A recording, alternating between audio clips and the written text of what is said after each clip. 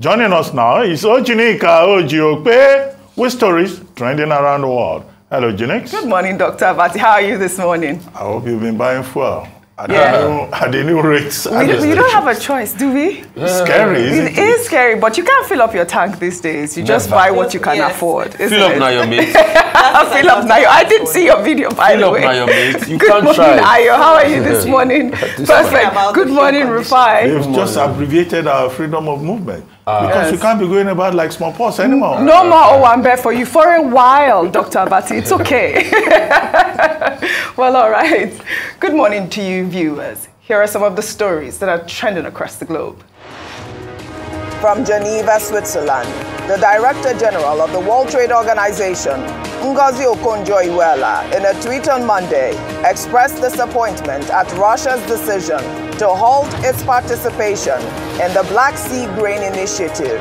The former Nigerian Minister of Finance also stated in the tweet that the stoppage of the deal will be felt most severely by poor countries because the Black Sea trade in food, feed, and fertilizer is critical to the stability of global food prices.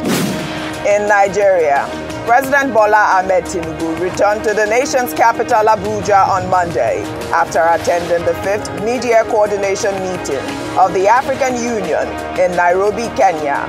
The president, who attended the AU Summit in his capacity as the chairman of the Authority of Heads of State and Government of the Economic Community of West African States, reaffirmed Africa's unity and strength at the meeting and firmly rejected any notion of a new scramble for Africa.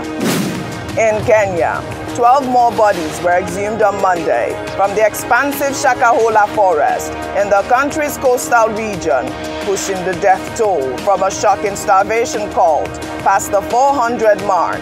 The victims were allegedly instructed by preacher Paul Mackenzie to retreat to the forest and starve to death to facilitate their ascension to heaven, where they would meet Jesus Christ. The 12 bodies exhumed were retrieved from 5 graves. At least 30 more graves are yet to be searched. Under sports, 23-time Grand Slam champion Novak Djokovic was fined $8,000 on Monday for smashing his racket against the net post during the Wimbledon men's singles final on Sunday. The incident occurred in the 5th set of his loss to Spain's Carlos Alcaraz when the 36-year-old Serbian serve was broken in the 3rd game. The money will be deducted from his runner-up check of £1.175 million. Alcaraz's victory at the All England Club denied Djokovic a 24th Grand Slam title. Finally, under entertainment, music legend Sir Elton John gave evidence as a defense witness at actor Kevin Spacey's sexual assault trial on Monday. The 76-year-old musician was asked about Spacey's attendance at the party hosted at his home in Windsor. Spacey is alleged to have sexually assaulted a man who was driving him to the event. The Hollywood star, who won an Oscar for Best Actor in 2000 for American Beauty, as well as Emmy nominations for his role in House of Cards, has pled not guilty to 12 sexual offense charges against 4 men between 2001 and 2013. Well, let's begin what's trending. Delta State Governor Sheriff Oborewori on Monday visited the family of a 2-year-old boy who was killed by stray bullets, reportedly from operatives of the National Drug Law Enforcement Agency in the state's capital on Thursday, July 13th. The NDLEA officials allegedly fired the bullets, which killed the 2-year-old boy Ivan and left his 1-year-old brother wounded in the left eye. Oborewori visited the family at the Federal Medical Center, Asaba, where the 1-year-old boy is receiving treatment. Well, on July 13th, a video of the boy's father crying out for help when the incident occurred went viral. They have killed my family! They have killed my family! They have killed my daughter in the shop. NDLEA, please,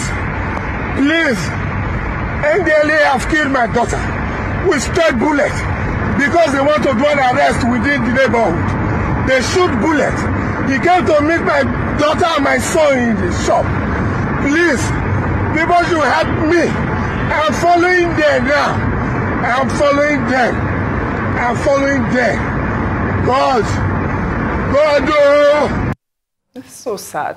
Well, during his visit, the Delta State Governor commiserated with the family on the unfortunate demise of Ivan and promised that all efforts will be made to bring the culprits to book.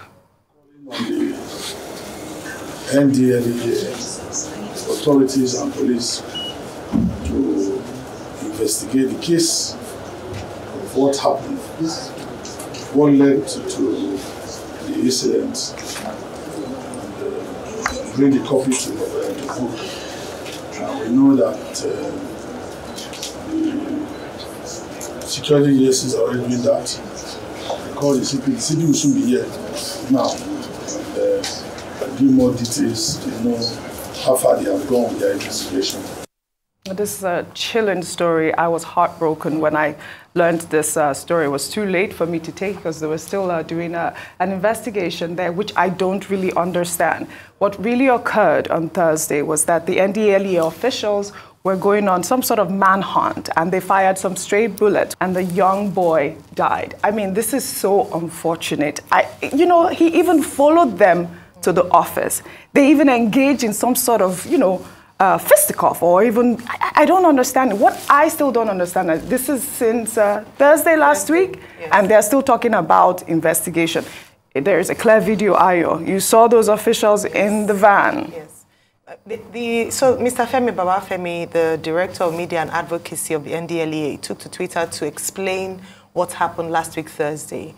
Now, he said that they had gone for a raid in Okpanam area in Delta State. And when they got there, one of the guys was trying to make away and ran over one of their men, and he was injured. That the man is, the officer is currently in hospital. So whilst they were trying to chase him and destabilize his vehicle by shooting at his tires, the stray bullet hit young Ivan and also his younger brother, Emefiele.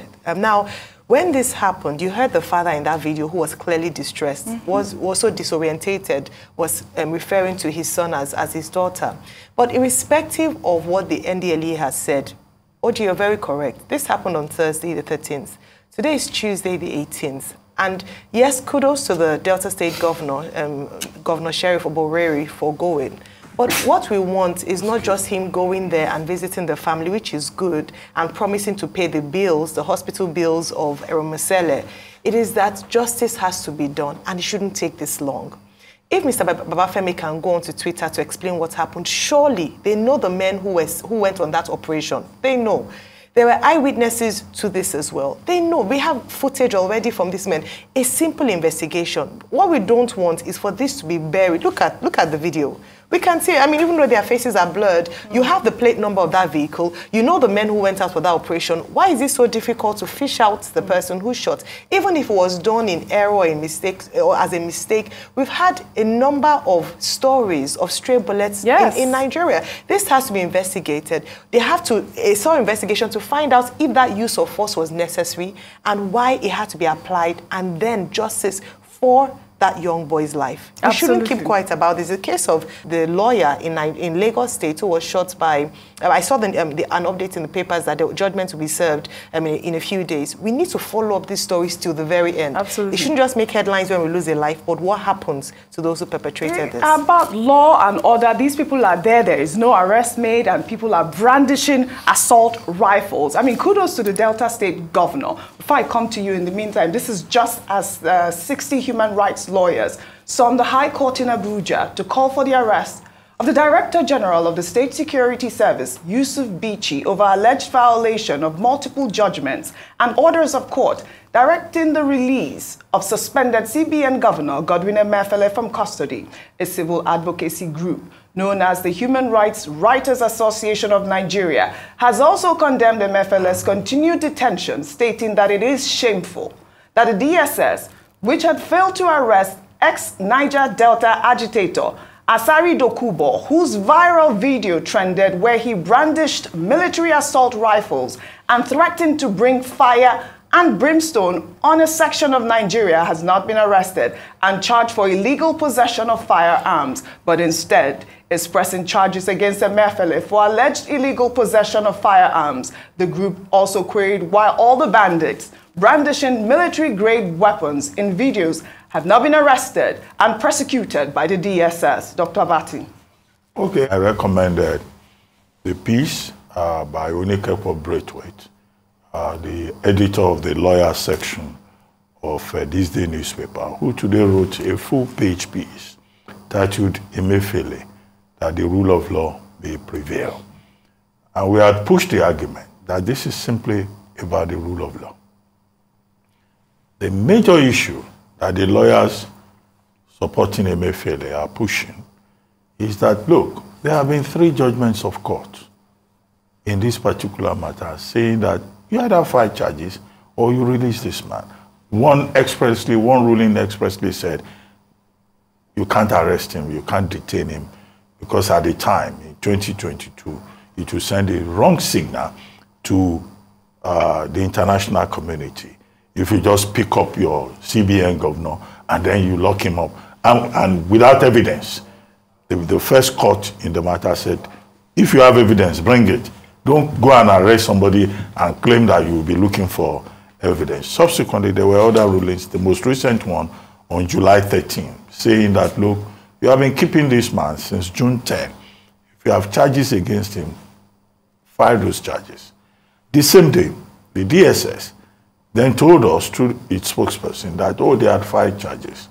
Now, when the document became public knowledge, it turned out that they were charging him for illegal possession of firearms and ammunition. They said they found, a Magnum 8317 with him, and then 23 cartridges of live ammunition, and that he had no license in that regard. Now, the main point being submitted here is that there is a court order. Okay, you have charged him, fine. He is still entitled to bail under Section 162 of the Administration of Criminal Justice Act. If you look at the weight of the offense for which he is being charged, why is he not granted bail? Has he been arraigned in court? It's not enough to just, flaunt a charge sheet and say we have charged him. What is the status of it? And you can't keep keeping him. That is why those lawyers are now saying, look, this looks like an act of contempt. And they troop to the Federal High Court to file contempt proceedings at the registrar's office, at the registry of the court, to say, look, the DSS has a case to answer. And they went a step further, saying that President Tinubu, in fact, should remove Mr. Yusuf Bichi, in addition to the court committing him to, prison for contempt. So these are the issues. But the main point made by Oyeokpe Braithwaite that I was referring to is that, okay, nobody is above the law, but allow the rule of law to play out. If a man is entitled to bail, let him have that bail. Under Section 35 of the law, there are provisions about fair hearing, even when a man has committed an offense. And in any case, you say you are charging him, part of the story is that you are charging him for terrorism and all of that. Yes, terrorism is an offense under the Terrorism Prohibition Act of 2015, Section 1 thereof. But where is the evidence that he was involved in terrorism? So, and I made a point, that, look, since the matter is in court, we cannot jump to any conclusions. Because some people will say, oh, deal with Emefiele, crucify him. He punished us by introducing IRA redesign. No, people should keep their emotions. And the safe thing we can just say is that we would like justice to be done and that the DSS must follow due process. However, don't be surprised if tomorrow the DSS comes again and they say, oh, they want to amend their charges. Or they come again and they say, oh, they've secured another court order to continue to keep him. That's how our system operates. And it's not only Mr. Emefiele that is being treated this way. We have other persons. After all, it's the same issue with regard to the head of IPOB, Nnamdi Kanu. His own lawyers too are saying, look, we have court order saying release him, but you don't want to release him. With the head of EFCC, Abdulrasheed Bawa, it's the same issue. his lawyers are saying, you can't just take a man and keep him permanently. If there are issues, let the people know and follow due process. But let's see how the DSS responds to this and the explanations that they are given. But the most important point is that the lawyers are saying President Tinubu himself should take a look at the matter so that he's not accused of vendetta, right? So that he's not accused of vengeance. And some people say, well, all of this is happening because the CBN governor went into politics. And I said, whatever it is, he did not act alone. The president of Nigeria, President Buhari, as he then was, had executive powers under Section 5. Under Section 19 and 20 of the CBN Act, the CBN governor cannot take certain decisions without recourse to the president, without securing the approval of the president. Absolutely. So these are some of the questions being raised. Yes. But, you know, to summarize, we just hope that the rule of law will prevail. Right. Over the weekend, Rufai, you know, I spoke with SAM Fushika, who, you know, talked about the fact that even this firearm possession that the federal government has charged Emefiele, which, you know, we saw that case over the weekend, is a fine of about 20,000 naira. I mean, this is the charge that they have against Emefiele. But I think the main bone of contention for me, Rufai, is this brandishing of assault a rifle. You see the group calling, you know, Emefiele's arrest as, you know, a shame. In fact, it's almost making a mockery of the whole system at this point. No, but Oji, even a blind man knows that this is vendetta against Emefiele. Even the deaf hears that this is vendetta against Emefiele. The president gave himself out. He went to a foreign country and he called the CBN rotten. And he had pretty much made his point known as regards this. We all know the speech of Godwin Emefiele and all of that. And the vendetta was so strong that when they tried doing this last year, the court rebuffed the DSS. But once President Tinubu was sworn in and they got their chance, we all remember the calisthenics that happened. How they used a private jet to go carry Emefiele from Lagos, bundled him and all of that with our own taxpayers' money, only for us to see the charge sheets. But they've kept him there for a long month. They've ransacked his homes.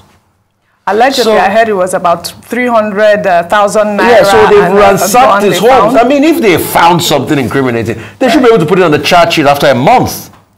But you see, I said something earlier on, and I think I need to break it down.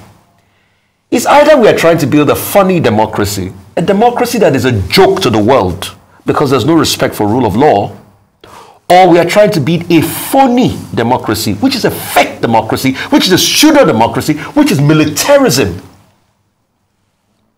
And that's why you see that they are making arguments they are not balanced. Look at the non-state actor brandishing a weapon. Exactly, that's the point. Right there, look at the non-state actor brandishing a weapon. Yes.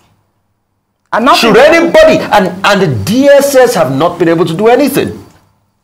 But why would you blame him? Because this non-state actor also goes ahead to claim that he's so important that the president invited him. So when the president invited non-state actors, and right there at the villa, he came to take a swipe at the military of this country, and nothing has been done to him. So when I said earlier on that some people are bigger than the law in this country, I've been proven right. He took a swipe at the military, a very respectable institution, but there were no consequences. Brandishing a gun on live video, there was, I think somebody even wrote a petition as regards this. Nothing. Right. So we see how our country is playing out. And I ask again, do we want a funny democracy? Because all of this, the world is looking at us and laughing. This is the Nigeria that wants to be the giant of Africa. Or a phony democracy. And when I mean a phony democracy, a democracy that it's only in name, but the cardinal point of a democracy, which is the respect for the rule of law and the fact that the leaders can restrain themselves from their own personal interest, is no longer the order of the day. So I submit to Nigerians this morning, what kind of democracy do we want? Well said, Rufai. We'll take another story. On his first homecoming as the Speaker of the House of Representatives, Tajuddin Abbas said that the 10th National Assembly would create a constitutional role for traditional rulers in the country. The Speaker, who stated this when he paid homage to the Emir of Zaria, Ambassador Ahmed Bamali, in Kaduna State over the weekend, was ushered into the palace with a colorful durbar. The Speaker further stated that the majority of members of the current House of Representatives understood the importance of the traditional institution in the country and that he recognizes a paper that was presented by Traditional Rulers Council across the 6 geopolitical zones in 2020, where they clearly stated how they want the traditional institutions to function in this present dispensation. Well, in the same vein, Nobel laureate Professor Wole Soyinka over the weekend called on the federal government to declare a national public holiday for traditionalists in the country. He made the declaration on his 89th birthday celebration. Soyinka said traditionalists had been neglected for too long in the nation and that it is high time that they get their recognition, adding that traditional religions deserve annual holidays like Islam and Christianity. It's about time we demanded, on behalf of traditional religions, an annual holiday like Islam and Christianity. We've had enough.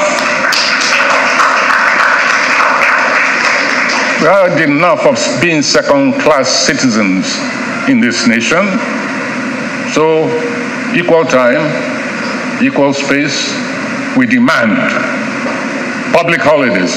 We demand it of state governments, local governments, and the federal government. We want an annual public holiday. Annual holiday for traditionalists. Dr. Abati, both stories. Quickly, because we're running out of time. Number one, Professor Wole Soyinka, what he's saying there should be placed in proper perspective. You recall that recently in Ilorin, there was a lady, Madame Omolara, who wanted to lead the Isheshe traditional festival. And then people went and attacked her. They threatened her.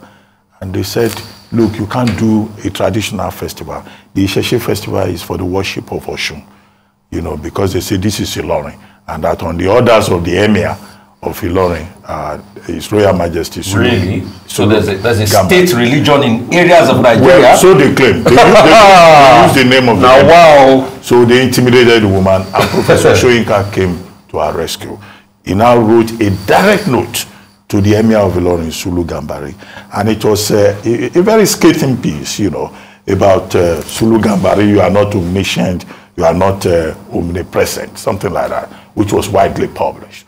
Now, on the occasion of the public presentation of his latest book, Selected Poems, 1965 to 2022, a retrospective, he then made this same point, that look, in fact, traditional worshippers, religion worshippers, should even be allowed to have their own national holiday. This is the context. If Christians can have, if Muslims can have, then traditional religionists should also be given a national holiday when they want to celebrate. After all, Section 38 of the Constitution recognizes the freedom of thought, religion, and conscience. And the subsequent section recognizes the freedom of assembly. And Section 42 says you can't discriminate against people. So he's making a point about rights. So he repeated the point. And then he went a step further. He said you are stopping traditional religion worshippers. How about the architects of violence? How about ISWAP? How about Boko Haram? And that, look, what we hear from the security people is that files are always disappearing. Those ones are not prosecuted. The people who want to practice their own religion, they are the ones you want to intimidate. So he called it 3 demands from the House of the Muse. That was what he called it. So that's the context in that particular regard. As for traditional rulers playing a role, they used to play a role. The Lancaster Conference in London in 1957, I mean, there was a delegation of traditional rulers that were there. Traditional rulers from different parts of Nigeria. They were part of the negotiations. Under the 1963 Constitution and the regional constitutions, we had House of Chiefs. In fact, some of the traditional rulers were even governors. Alhaji Muhammad Sanusi, Emir of Kano, at the time was acting governor of northern Nigeria. Sade Soji Aderemi was governor of the western region. But you see, after 1966, Unitary Decree 1 of 1966, all of these were abolished. So since then, people have been demanding, many of these traditional rulers, they are retired ambassadors, educated people, that they have a role to play. So that's what the Speaker of the House was alluding to. The form it will take will be a matter for public debate. Well, all right. Well, thank you all for your great analysis on what's trending today. Well, that's all I have for you on what's trending today. I'll see you all tomorrow.